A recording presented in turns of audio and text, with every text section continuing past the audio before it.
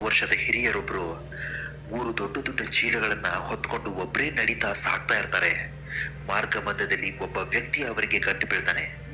ಆ ವ್ಯಕ್ತಿಯನ್ನ ಕಂಡ ತಕ್ಷಣ ಹಿರಿಯರು ಹೇಳ್ತಾರೆ, ಏನಪ್ಪ, ಸ್ವಲ್ಪ ಸಹಾಯ ಮಾಡ್ತೀಯಾ? ಈ ಮೂರು ಚೀಲಗಳನ್ನ ಹೊತ್ಕೊಂಡು ನನ್ನಿಂದ ಹೋಗಕ್ಕಾಗ್ತಾ ಇಲ್ಲ, ನಡೆಯಕ್ಕಾಗ್ತಾ ಇಲ್ಲ, ವಯಸ್ಸಾಯ್ತಲ್ವಾ? ಇದರಲ್ಲಿನ ಒಂದು ಚೀಲವನ್ನ ನಾನು ನಿನಗೆ ಕೊಡ್ತೀನಿ, ದಯವಿಟ್ಟು ಇದನ್ನ ತಗೊಂಡು ಅಲ್ಲಿವರೆಗೂ ಬರ್ತೀಯಾ ಅಂತ ಕೇಳ್ತಾರೆ. ಅದಕ್ಕೆ ವ್ಯಕ್ತಿ ಹಿರಿಯರ ಕಡೆಗೆ ಸ್ವಲ್ಪ ಗಂಭೀರವಾಗಿ ನೋಡ್ತಾನೆ. ಹಿರಿಯರಿಗೆ ವಯಸ್ಸಾದದನ್ನ ನೋಡಿ, ಆಯ್ತು ಪ್ರಭು, ನೀವು ಹೇಳಿದಾಗೆ ಕೇಳ್ತೀನಿ, ಕೊಡಿ ಅಂತ ಆ ಚೀಲವನ್ನ ಅವನ ಹೆಗಲಿಗೆ ಹಾಕೊಂಡು ಇಬ್ರು ಕೂಡ ಸಾಗ್ತಾ ಇರ್ತಾರೆ. ಸ್ವಲ್ಪ ದೂರ ಸಾಗಿದ ನಂತರ ಮತ್ತೊಂದು ಚೀಲವನ್ನ ಹಿರಿಯರು ಆ ವ್ಯಕ್ತಿಗೆ ಕೊಡ್ತಾರೆ. ಆಗ ಆ ವ್ಯಕ್ತಿ ಹಿರಿಯರ ಕಡೆಗೆ ಮತ್ತಷ್ಟು ಗಂಭೀರವಾಗಿ ನೋಡ್ತಾನೆ. ಇರ್ಲಿ, ಪರವಾಗಿಲ್ಲ, ಸ್ವಲ್ಪವೇ ಸ್ವಲ್ಪ ದೂರ ಅಲ್ವಾ, ನಡೆದ್ರೆ ಆಯ್ತು, ಹಿರಿಯರಿಗೆ ನಾನು ಕೂಡ ಸಹಾಯ ಮಾಡ್ದಂಗಾಗತ್ತೆ ಅಂತ ಆ ವ್ಯಕ್ತಿ ಎರಡು ಚೀಲಗಳನ್ನ ಹೊತ್ಕೊಂಡು ಸ್ವಲ್ಪ ಮುಂದೆ ಸಾಗ್ತಾನೆ. ಮುಂದೆ ಒಂದು ದೊಡ್ಡ ನದಿ ಬರುತ್ತೆ. ಆ ನದಿಯ ಹತ್ರ ಬಂದ ಆ ಹಿರಿಯ ಮತ್ತು ಯುವಕ ಇಬ್ರು ಕೂಡ ನದಿಯ ದಡದಲ್ಲಿ ನಿಂತ್ಕೋತಾರೆ. ಏನಪ್ಪ, ನನಗೆ ಮತ್ತೊಂದು ಸಹಾಯ ಮಾಡ್ತೀಯಾ? ಆ ವ್ಯಕ್ತಿ ಹೇಳ್ತಾನೆ, ಆಯ್ತು ಅಜ್ಜ, ನಾನು ನಿಮಗೆ ಸಹಾಯ ಮಾಡ್ತೀನಿ, ಆದ್ರೆ ಈ ಎರಡು ಚೀಲಗಳಲ್ಲಿ ಏನಿದೆ ಅಂಥದ್ದು?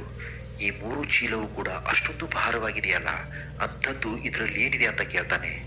ಆಗ ಹಿರಿಯರು ಹೇಳ್ತಾರೆ, ನೋಡಪ್ಪ, ನಿನ್ನ ಬಳಿ ಎರಡು ಚೀಲಗಳಿವೆಯಲ್ಲ, ಅದರಲ್ಲಿ ಒಂದು ಮುತ್ತು, ಇನ್ನೊಂದು ಹವಳ, ಇನ್ನು ನನ್ನ ಬಳಿ ಇದೆಯಲ್ಲ, ಅದರಲ್ಲಿ ವಜ್ರದ ರಕ್ತ ಖಚಿತ ವಜ್ರಗಳಿವೆ ಅಂತ ಹೇಳ್ತಾರೆ.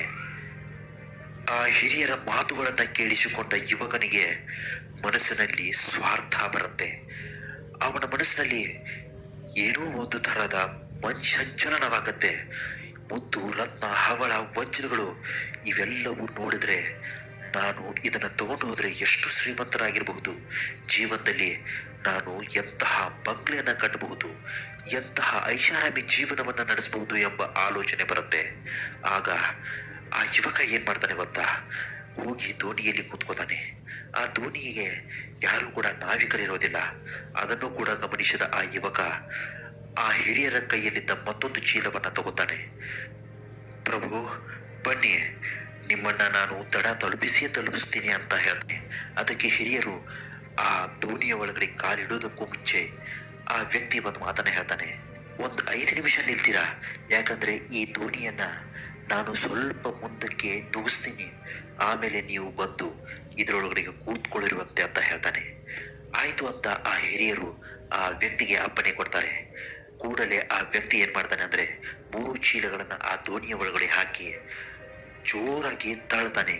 ಆ ದೋಣಿಯನ್ನ ತಳ್ಳಿದ ತಕ್ಷಣ ಅದರೊಳಗಡೆ ಅವನು ಕೂತ್ಕೊಳ್ತಾನೆ. ಅವನ ದೋಣಿಯೊಳಗಡೆಗೆ ಕೂತ್ಕೊಂಡಿದ್ದೇ ತಡ ಬೇಗನೆ ಆ ದೋಣಿಯನ್ನ ಚಲಾಯಿಸ್ತಾನೆ.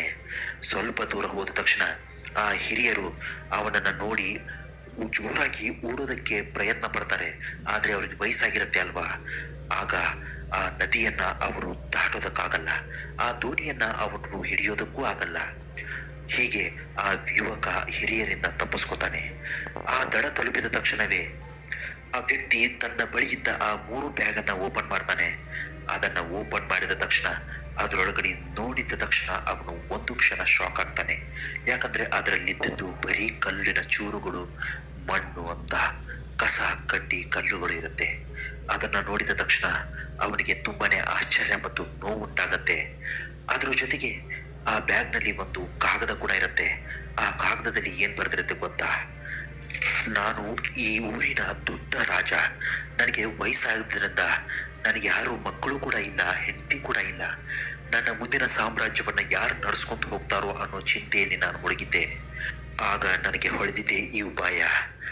ಯಾರು ನಿಯತ್ತಾಗಿರ್ತಾರೋ, ಯಾರ ಮನಸ್ಸಿನಲ್ಲಿ ಪ್ರಾಮಾಣಿಕತೆ ಅನ್ನೋದಿರುತ್ತೋ ಅವ್ರು ಮಾತ್ರ ನನ್ನ ಇಡೀ ರಾಜ್ಯವನ್ನ ನಡೆಸೋಕ್ಕಾಗೋದು. ಅಂತಹ ಯೋಗ್ಯತೆ ಅವ್ರಿಗೆ ಮಾತ್ರ ಇರುತ್ತೆ. ಅದಕ್ಕೋಸ್ಕರ ನಾನು ಎಲ್ಲರನ್ನೂ ಪರೀಕ್ಷೆ ಮಾಡ್ತಾ ಇದ್ದೀನಿ.